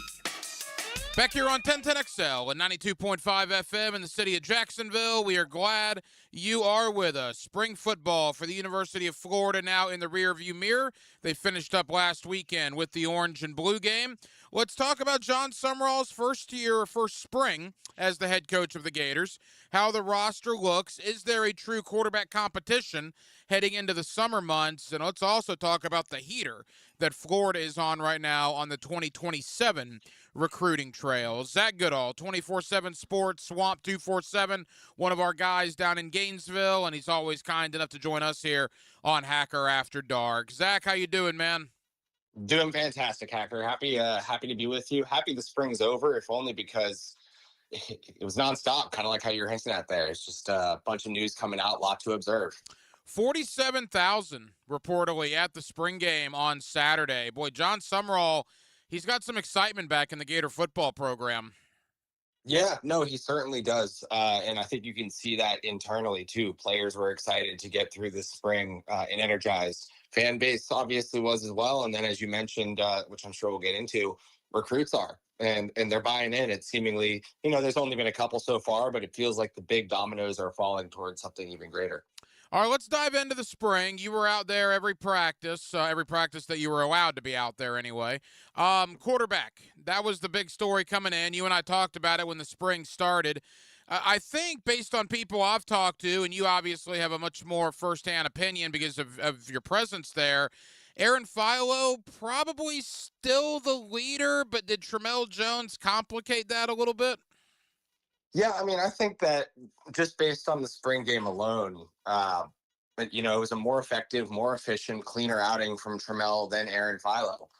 It seems to me as though this is a legitimate quarterback competition, one that they don't feel a need to rush just through these 15 practices. They want to see it get into the fall. They also want to see how, as they continue to learn the offense, Philo might have the advantage there, but still, like, he and other players through this offseason learn it and then can apply it on the practice field come July, come August when they're back out there for practice. I thought, like, if you were to name a quarterback solely based on the performance that we saw on Saturday, I would go with Jones, but I know that that's really just a fraction of it, right? And there are some scrimmages where Philo's had the upper hand compared to Jones. In practices, they kind of trade barbs. So it doesn't feel like we've gotten much closer to knowing the answer than we were just even a couple of weeks ago. I mean, I'm a Tramell Jones fan, as you can imagine, from right here in Jacksonville, Mandarin High School. I've had him on the show numerous times. I want what's best for Florida, though, at the end of the day. But for Tramell to not transfer out, because keep in mind, he was not recruited by Jon Sumrall. He was recruited by Billy Napier, and I'm sure he had every opportunity to leave after Napier left. The fact that he did not, he must have believed it was going to be a true competition, and it's proving to play out that way. Yeah, definitely. He's getting in the game, for example, like Aaron Philo was the first quarterback out there with the first team. Jones went with the second team. Then they flipped basically each way. And they both got a similar number of opportunities with each squad, first team and second team, to see how comfortable they are with those weapons, operating the system with those pieces around them, with the offensive line, getting a feel for how they're playing, which I think, like the quarterback competition, is one that we're not going to fully know up until sometime in the fall. It might even take a couple weeks into the season for them to truly figure out who their favorite best starting five are. But they're getting the quarterbacks, offensive linemen, really everyone across the team. They're getting opportunities to prove why they should be the starter at their respective position. Zach, you mentioned offensive line. I've talked to some people that have legit concerns about the Gator offensive line. Are you concerned with where that is right now? I think it's one of the weaker units on the team at this point. Now, could that change over the summer? Sure. There could be guys that emerge and end up being pretty sound at the position that they find themselves in, as well as the continued strength program. I think that it's not even just the offensive line. It was really the whole team. I think that the Billy Napier era really did not lean into making this a strong physical football team like they like to claim they would. Those are just the stories you hear, that the weight program was fixated far more on speed and conditioning than physicality. And, 4 years of that, even though a lot of offensive linemen have come and go, you can kind of see that coming to a head right now. This offensive line doesn't generate a ton of push. I think they're still learning a lot of pass pro technique. And then to go back what I was saying before, a lot of competition at virtually every spot. And you see some players like Najee Harris. He started at left guard for Florida for 3 years. I think he'll stay there, but they've moved him to right guard. They've even played him at center in practice. They're really trying to retool this entire thing. And the fact that, again, we still have a lot of time, but they've yet to really solidify, I would say, even like 3 starters at this point. The fact that they don't have known commodities on the majority of the line, I definitely think raises some concern. Zach Goodall, 24/7 Sports, Swamp 247, covering the Florida Gators with us here on 1010XL. Zach, to the fan's eye, is there a noticeable difference between what the offense looked like in years past and what Buster Faulkner is doing? Now, again, it's only the spring game. It's practice. Fans haven't been able to see very much of either. They'll see, obviously, more in September. But is it noticeable to you, the difference between Faulkner and what they were doing in years past? Yeah, I mean, I think the first thing Florida fans would point to is how often Billy Napier used 12 personnel, leaned on his run game, and in passing necessity situations, call it a, 3rd and 5, 3rd and 6, whatever the case may be, and they would target short of the sticks. That didn't really seem to be the case on Saturday. You barely saw any 12 personnel. You saw them pass the ball, I want to say it was 77 times to running 45, and that was intentional because they were trying to get more pass blocking reps to the offensive line. And guys spread out, utilizing their receiving core, not, leaning on their tight ends who, in the past at least, were not the best receivers to be significant receivers in the offense. They were simply getting the ball to whoever got open. They've got a lot of receivers who can do that. But it was canned. Faulkner said as much after the game that he really wasn't trying to it's funny because the game wasn't broadcasted, so it's not like a ton of people were getting to see it from other schools. But also they wanted to run a simplified kind of operation just so players can get out there and not have to think too much and could play fast. We're going to see a lot more what this offense will truly look like once we get into fall, once we're seeing some scrimmages in practice setting and a lot more install at that point. It was pretty simplified this weekend, but still, you could just tell like there was a difference in simply prioritizing getting the ball into playmakers' hands and being willing to throw the ball around. Zach, defensively, what were your biggest takeaways from the spring? I came in with some questions about the defensive line, and John Summerall said this too. Like, he wasn't sure if they had the depth that they needed, especially at defensive tackle. And I've seen growth there, and he seems to have as well. He likes the positional flexibility that guys like, Emmanuel Oyebadejo, for one. He's the transfer from Jacksonville State, 6'6", 303.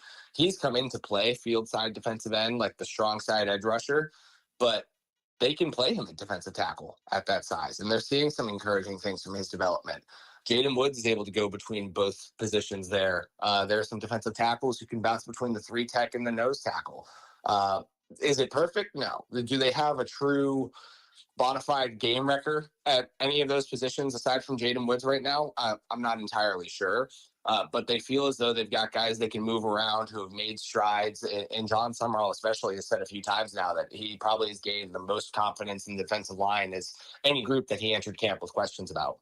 Zach, let's begin on the defensive side of the ball. Give Gator fans in Jacksonville a guy or two that maybe caught your eye. Maybe we don't talk about him enough, and he really stood out this spring.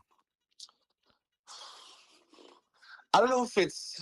I think people don't talk about Bryce Thornton enough, and he is a known commodity in their defense. He's had a couple of big games that stand out, but he's extremely sound in coverage in Florida. Otherwise, at safety, like I can think back to the Dan Mullen era, hasn't really had a strong coverage guy at safety in some time. I think he's one of the better ones in the SEC. And he's a guy that we didn't really see him make a ton of plays in the spring game for one. The interceptions were from, I want to say, Cam Dooley and DJ Coleman at safety. But Bryce Thornton, I don't think he was getting tested very much. He's I think one of the defense's better players, and probably because of how Florida's been doing the last few years, especially defensively at times, didn't get the credit that he deserved. Trying to think of another one. Brendan Bett, defensive tackle, for the same reason I was mentioning before. This line, I guess, just it's had its ups and downs. You know, Caleb Banks was the guy the last couple of years, and he had some solid edge rushers around him to help. But last year, Brendan Bett filled in pretty well for him, again, on a bad team that the defense just didn't get much recognition. But it seems like this year he's taken another step forward. He's comfortable in his second year at Florida, and he could be one of the most important pieces on the defense. Well, I hope that's true, because right now you bring up Brendan Bett, and Gator fans remember one thing from last year, and it's not good.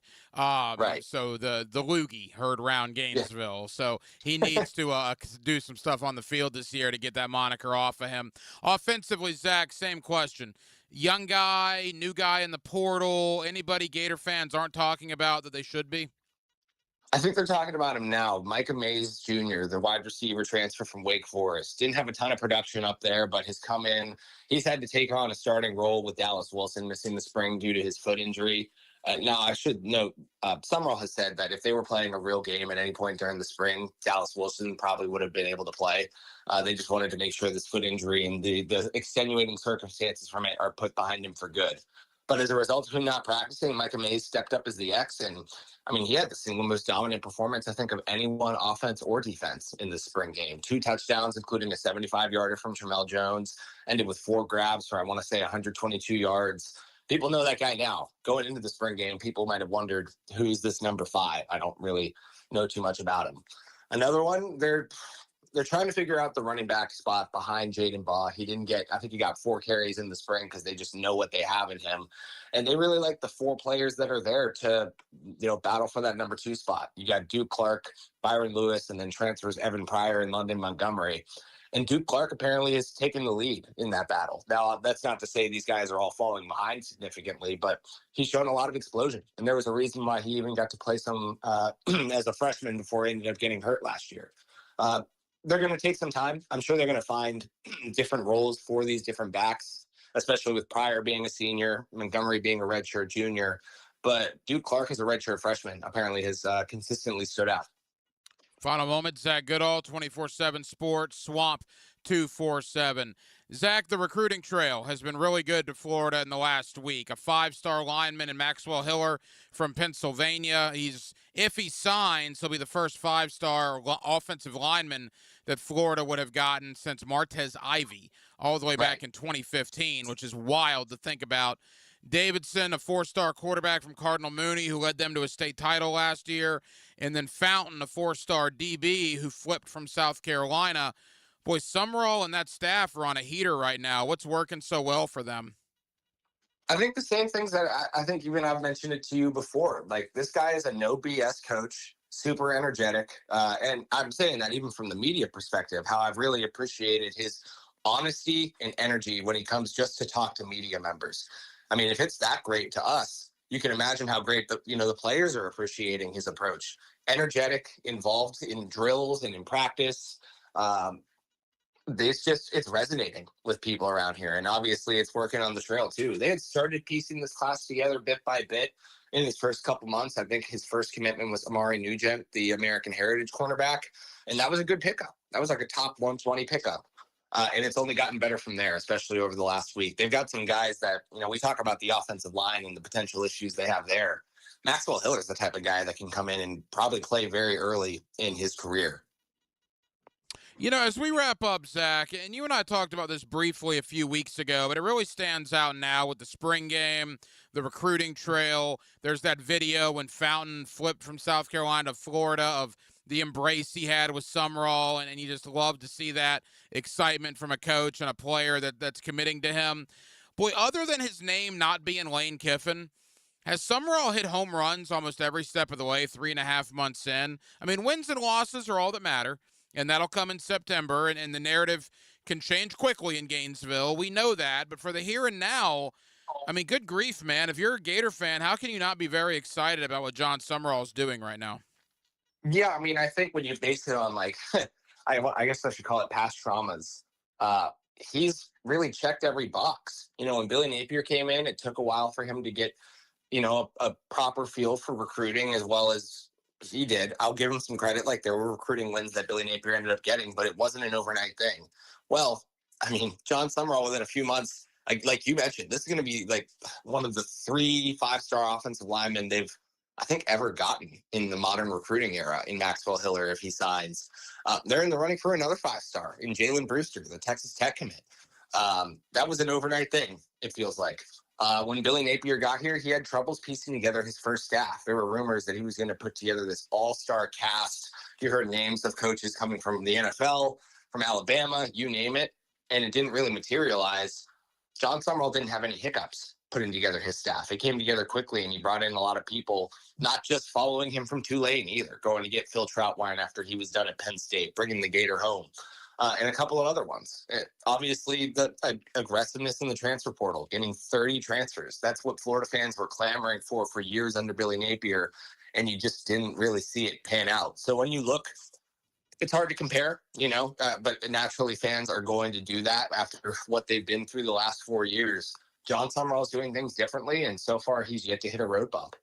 Zach, tell Gator fans here in Jacksonville about Swamp 247 and the coverage you guys have coming out of spring practice. Yeah, we're going to have a bunch of reviews, just things that we saw throughout the spring, trying to project forward what we're looking forward to in fall camp. You got the basketball transfer portal going on right now. Florida got Denzel Aberdeen over the weekend, and they've got room for more. It just really depends on what the NBA draft decisions are for Alex Condon, Ruben Chinyelu, and Thomas Houck. We're going to be covering that pretty wholeheartedly here. And then as the baseball season, Florida's starting to find a bit more of a groove. We're going to be really diving into that here over the next couple months as well.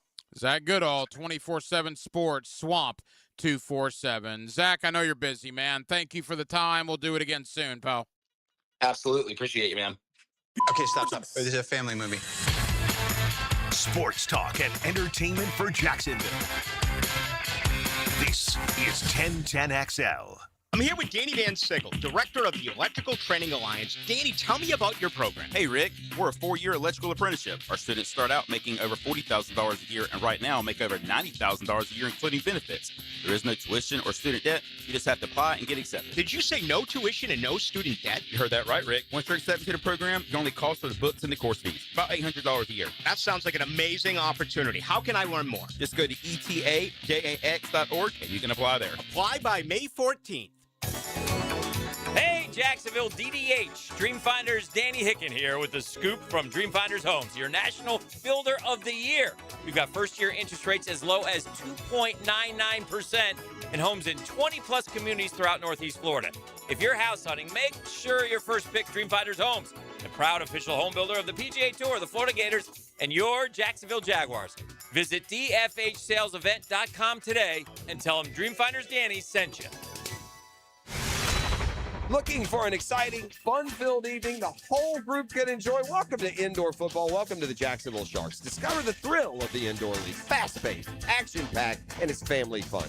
Be there when your Sharks take on the Orlando Pirates Friday, April 17th at the VyStar Veterans Memorial Arena. Kickoff, 7 o'clock. Halftime performance by the world-famous Disconnected Canines. Ask about our family 4-packs. 4 tickets and $50 in food vouchers, all for only $100. There's no better value. Get your tickets now at jacksharks.com or call 904-621-0700. It's Country Night presented by Roland Reese Plumbing. Dust off your boots, throw on your camo, get ready for a night full of football fun and great music. Join us on the field after the game for our free autograph session, sponsored by Flight Adventure Park. Tickets start at $15. Call 904-621-0700. That's 621-0700. Sharks football, where memories are made. Go Sharks! Fins up. The best value for golf in Jacksonville remains Cimarron. Totally reestablished with new tee boxes, improved fairways and greens. Also a brand new restaurant with indoor and outdoor settings and live music. Join the Wild One loyalty program online at Cimarron Golf. When's the last time you played Cimarron? Cimarron Golf Club on 210, the Wild One. 1010XL, presented by Farah and Farah, exclusive injury law firm of the Jacksonville Jaguars. Focused, fueled, fearless, Farah. Now, the Monahan's golden moment. Monahan Jewelers in Atlantic Beach, your local family jewelers. Well, the golden moment was going down memory lane, right? The Jaguars 1 week away from draft number 2 for James Gladstone. We certainly took a look back at last year and the incomplete draft because of the injuries. But I do think there's a bright future. Travis Hunter, Caleb Ransaw, Wyatt Milam, Bashel Tootin, Rayon Lane, the undrafted guys from Combs to Strigow to BJ Green. And I'm very curious, as we all are, to see what James Gladstone will do for an encore in year number 2. 1 week from tonight, round 1 of the National Football League draft. Tomorrow night, a couple of win or go home scenarios in the NBA, and then first round action in the NBA playoffs begin in unison. Saturday, 4 series begin. Sunday, 4 series begin. And then you have NBA playoff basketball basically every night for the next month and a half or so. Let's talk Magic. Let's talk future in Orlando. And let's look big picture at the NBA playoffs. Zach Hanshu of Roto World does a terrific job covering the NBA. He's been one of my guys for years, and he joins us next on a Thursday night here in Jacksonville, Florida. We're glad you're with us till 10 o'clock on Hacker After Dark. Your home for Florida Gators baseball is 1010XL. The weekend starts early with a top 20 matchup in the Swamp. Florida-Auburn. Tonight, tomorrow night, and Saturday at noon on 1010 a.m. Blue here for the Blue Crab House, located right off of San Jose. It's on Julington Creek Road. They've been around since 1996. Indoor-outdoor dining. Also, takeout is available at the Blue Crab House. Open 4:30 to 9, Tuesday through Saturday. Sunday, noon until 9. Remember, Tuesday, $2 margaritas. Wednesday, $1 oyster night. How about the blue crabs? How about my personal favorite, the Canadian snow crabs? Whatever it is that you fancy, you get it right there. The Blue Crab House. Hi, this is Dale Murray with Murray Automotive Group in Stark and Kingsland. Save yourself from those big city dealers and their fast-talking mumbo-jumbo. No matter what your automotive need is, we've got you covered. Ford, Chrysler, Dodge, Jeep, Ram, and nobody beats our prices. I mean nobody. Shazam! Plus our exclusive 15-year, 150,000-mile warranty included on every qualified vehicle. And we'll trade anything from high heels to wagon wheels. Compare our prices online at ShazamAuto.com. Then come see me, Dale Murray. I'll be waiting for you. Shazam! Let me tell you something smart homeowners are doing. They're getting ahead of problems before summer shows up. Now, right now at Duck Duck Rooter, there are 3 really good reasons to call. You can get your AC checked out and ready for summer for just $99. Got a big plumbing repair coming up, like a whole house repipe? You can save $500. And if it's time to pump your septic tank, the Duck Duck crew will run a sewer camera inspection for only $99, in addition to the price of the pump out. 3 great deals, 1 trusted team. Call 904-862-6769 or duckduckrooter.com. Indeed presents hires you can't afford to get wrong, like a staff accountant at the height of tax season. Congrats, looks like the company owes, $50 in taxes. How about that? That seems low. Why only 50? Why do you care so much? It's not your money. This is the job for Sponsored Jobs. This is what happens when you don't sponsor your job on Indeed. Next time, get matched with quality candidates with Indeed Sponsored Jobs. Visit Indeed.com/hire now and sponsor your job today. Did you know your roof ages from the inside out? By the time you see a leak, damage already exists beneath the shingles. Sun exposure, humidity, and seasonal storms slowly weaken roofing materials over time. If your roof is 15 years old or more, then now's the time to start planning, not reacting. At Endless Summer Roofing, we provide professional inspections and clear guidance so you can make informed decisions. Visit EndlessSummerRoofing.com to schedule a free inspection. Endless Summer Roofing, protecting your home from Florida's endless summer.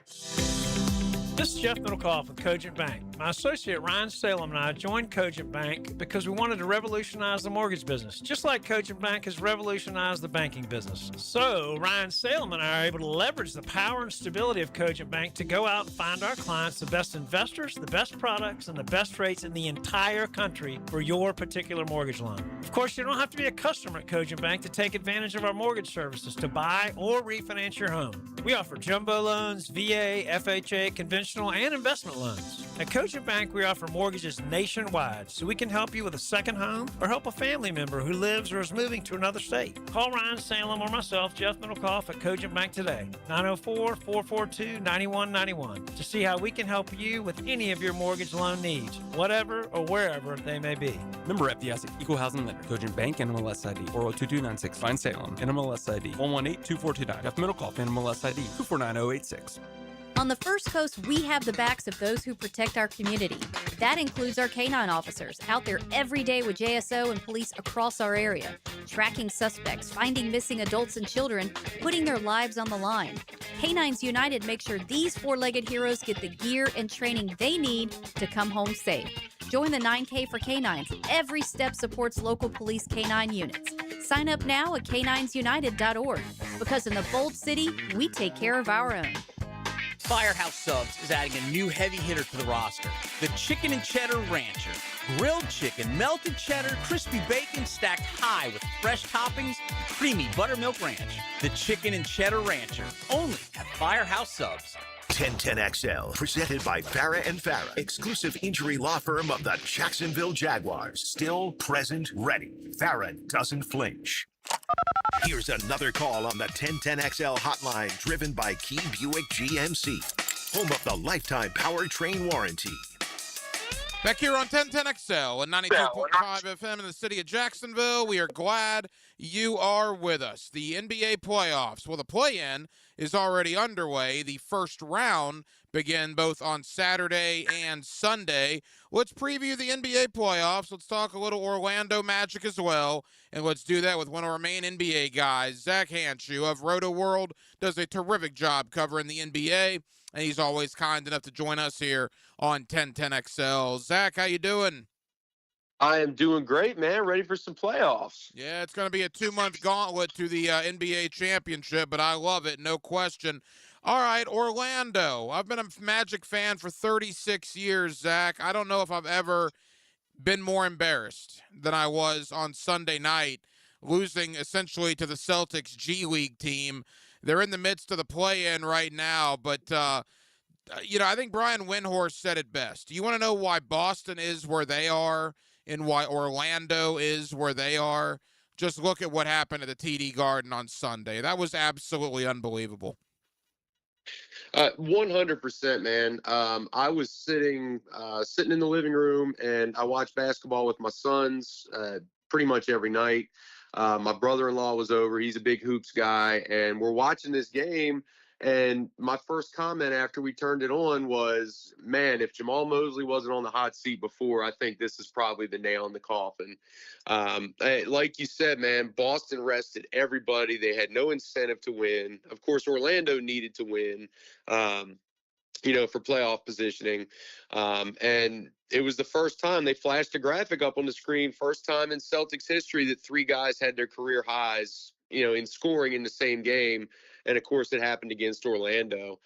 You get Franz Wagner back, you get a fully healthy squad, and you got Luka Garza hitting a dagger three on you, and Baylor Shireman and Harper just balling out on you. So it was not a good night to be a Magic fan. And just the eye test, too, when you start Desmond Bane to give him his 82nd start, and you take him out 6 minutes in as like a thank you, only to put him back in the fourth quarter when you're panicking, when you're losing.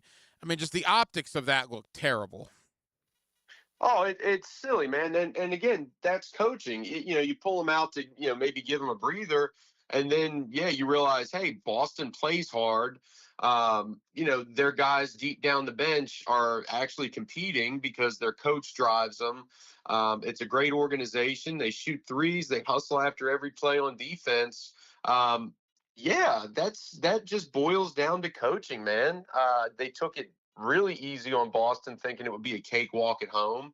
And clearly they didn't do any scouting, or else they would have realized Boston has some dudes, and they're going to play you to the final whistle. Zach Hanshu of Roto World. Regardless of what happens with the play-in, I think Orlando needs to get out of the first round, or there's going to be changes. And is it all Jamal Mosley's fault? No, it's not, but it's certainly some of his fault. Now, I was a Mike Malone guy, and then he up and bolts for North Carolina. I'm still a little staggered by that one. But Taylor Jenkins appears to be at the top of Magic fans' wish list if it does come open. Tom Thibodeau, we've even heard Billy Donovan. I mean, what is your thought on where Orlando may turn if Mosley is relieved of his duties?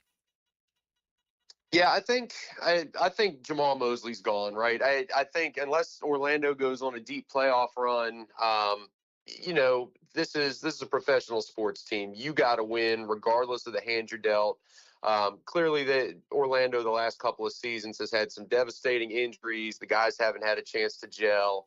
But yeah, you got to get a little bit more out of your team, regardless of who's there. So I think Taylor Jenkins would be a great pick. Not necessarily sold on Tom Thibodeau just because of his coaching style. I think Orlando recently their identity has been largely focused on defense. Thibodeau is not going to bring a new element there. But what they do need is to get a little bit better on offense and get a little bit more out of their bench guys. So I think Taylor Jenkins would be great. I was a little surprised when he was ousted from Memphis. I thought he did a great job there. So he would be the guy I would be looking at as well. He already has a pre-existing relationship, obviously, with Desmond Bane. Quickly, before we get into the playoffs, Milwaukee is already open. We'll see if Orlando comes open. I mean, if you're Taylor Jenkins or whomever, is Orlando going to be the best job that opens this summer? 1,000%. If we're talking about Milwaukee, that's a dumpster fire. I think the organization has done everything in its power to completely turn off a guy that really wants to be there. I mean, by all accounts, Giannis, it seems like, really loves Milwaukee and wants to be a part of that franchise, or at least he did before this season. And of course, now we get into things with him about, hey, did him being rested cost him endorsement money? Did him, incentives from his shoe company? Did him being rested really need to happen, or was Milwaukee resting him just so they could tank a little bit more? We kind of run into that opposite Kawhi Leonard situation where you have one side saying, yeah, he can play, and the other side saying, no, he can't. Of course, this time it's the player asking to play. Which is just crazy. Doc Rivers lost the locker room. You heard all these trade rumors from Giannis. I think the organization did itself a huge disservice with Giannis this year, and he's going to want to be out of there. There's no way, to me, that they can repair this relationship. So no, I don't want any part of Milwaukee. That team has no immediate path to winning basketball games. Zach Hanshu of Roto World. All right, let's talk about the playoff series that we know are going to happen. In the East, let's begin there. Who's in more trouble in round one? Cleveland with Toronto or New York with Atlanta? Whew, that's a great question. I think it's going to be New York. For as good as Toronto has been this year, they have definitely overachieved. And I think Cleveland's better than the 4 seed. They've had just like Orlando that we talked about, they've had some devastating injuries this year too. Multiple guys missing time, but they finished the season on a strong note. They have one of the best starting fives from top to bottom in the NBA. So I think they're good. I wouldn't be surprised if this was a gentleman's sweep from Cleveland. I think the Hawks, man, they came on ridiculously strong after they moved Trae Young. They've been gelling. C.J. McCollum has emerged as a leader. They've gotten so much out of their front court. Jalen Johnson is just a tremendous playmaker and just kind of all-around guy. You have some great defenders, especially in Dyson Daniels. You have a Nickeil Alexander-Walker who can get you 30 on any given night when they need him. And the role players just stepping up. So I think Atlanta, has a puncher's chance against New York. I don't see how Toronto takes down a healthy Cleveland team. Even though they're the number 2 seed, Detroit's the 1, but boy, it looks like Boston's got to be the favorite coming into the East, correct? Big time. Detroit has completely overachieved this year, and that's not to diminish what they've done. I think everybody last year saw, hey, we surround Cade Cunningham with shooters. We space the floor a little bit better, and we get some more out of our bigs. This is what we can be, and we saw that this year. They were tremendous. But if Jason Tatum is healthy all season, is Boston the number 1 seed? Probably. But I think what we saw this year from Boston is Jaylen Brown got to emerge and say, hey, look, I was the finals MVP, despite what many people said. They criticized me, and this is what I can do as a leader. I'm a legitimate MVP candidate. And you got a chance for the other guys to develop, a Shireman, a Harper, even a Neemias Queta, who came in and was a breakout candidate this year. So you saw those guys get to gel and develop, and now your bench just looks like it's one of the stronger in the Eastern Conference, and you have Tatum back. You don't have to have Tatum dropping 40 for your team to win. So Boston is clearly the favorite in the Eastern Conference, as well as Detroit has been. They're still a very young team. They're still emerging. This is not their season. Couple of more for Zach Handschuh of Roto World covering the NBA as the playoffs begin this weekend. Zach, out west, you get Durant and LeBron. I mean, that's pretty good, right? Now, I know the Lakers got a lot of injury issues, so the series may not be what it could be. But even though Durant, LeBron will sell itself, and then Minnesota, Denver is another really good one. What's your early thought on those two out west? I think we got to wait and see what's going on with Luka, right? I mean, so initial reports are, hey, he's definitely going to miss this first round series. And now we're seeing, hey, he's back at stateside. He's going to be reevaluated tonight or sometime today, I should say, on Tuesday.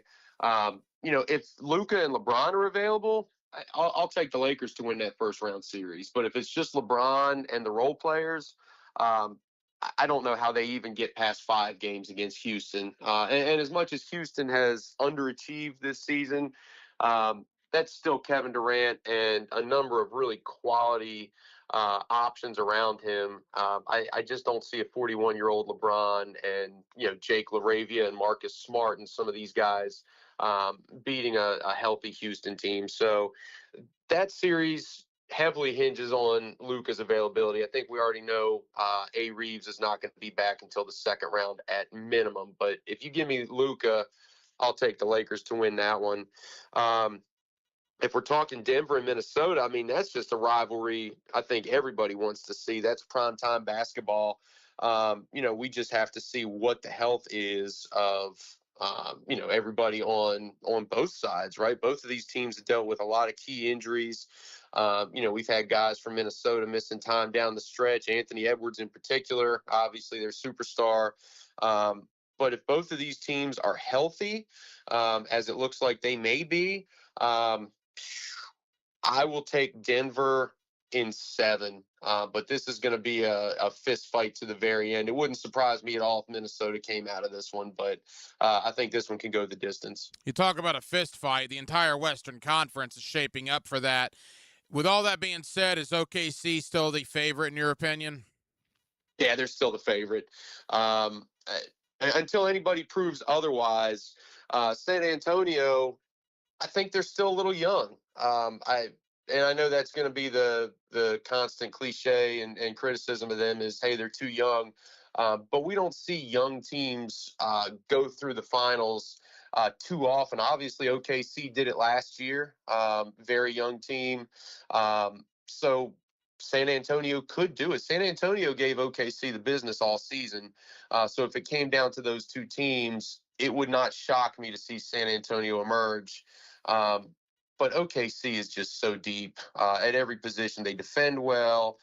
They have SGA. If Jalen Williams is healthy, if their double big front court is healthy, they have just a plethora of 3-and-D guys. I just don't see how any team can take them down in 7. I think maybe Denver can take them 6 or 7. San Antonio can do it. But actually beating them in 7, I think it's theirs to lose until we see otherwise. We'll hopefully have you back on after round 1, and we'll kind of see where the dust has settled at that point. But as we wrap up, again, Zach Handschuh of Roto World, who comes out of the West, who comes out of the East as we get ready to tip this thing off? Yeah, I think we're going to see Boston and OKC.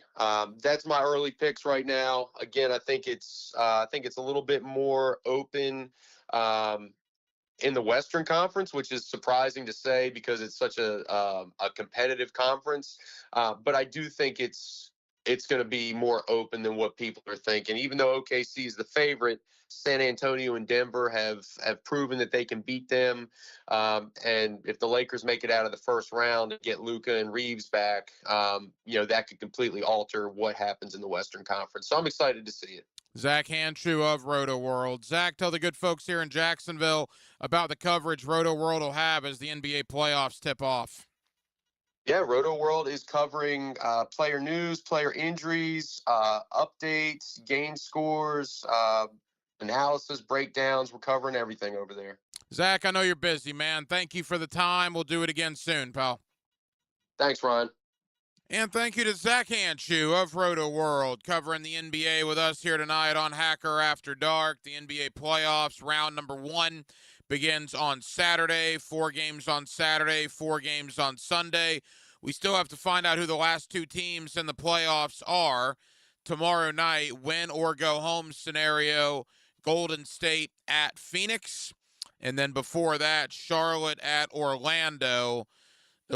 As a Magic fan, there's a part of me that just hopes the game goes Charlotte's way tomorrow so that an off-season of change can begin in Central Florida.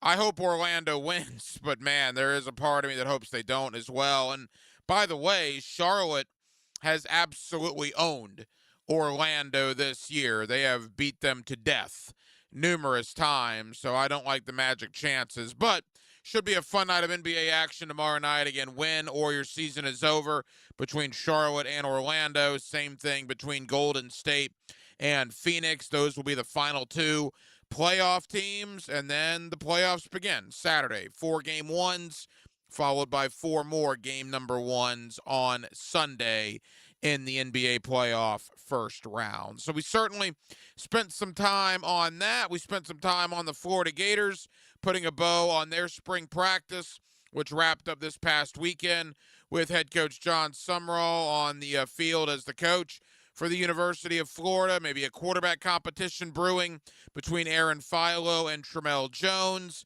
And then we are 1 week away, exactly 1 week from right now, as a matter of fact. The first round of the NFL draft will be going on.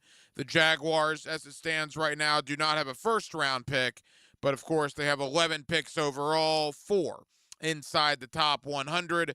But round number 1 of the NFL draft just 1 week away up in Pittsburgh, Pennsylvania.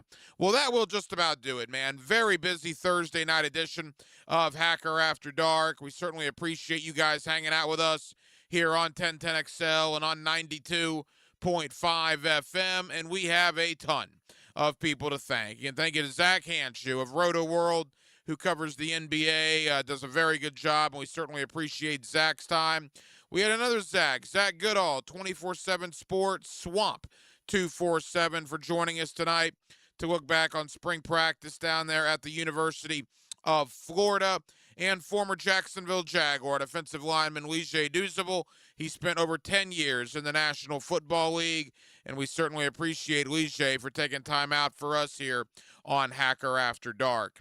Now, we will be back tomorrow night on a Friday to close out the week, and we will do it all over again beginning at 8 o'clock. Aaron Williams was your producer tonight. Aaron, great job as always. I'm the Hacker Ryan Green.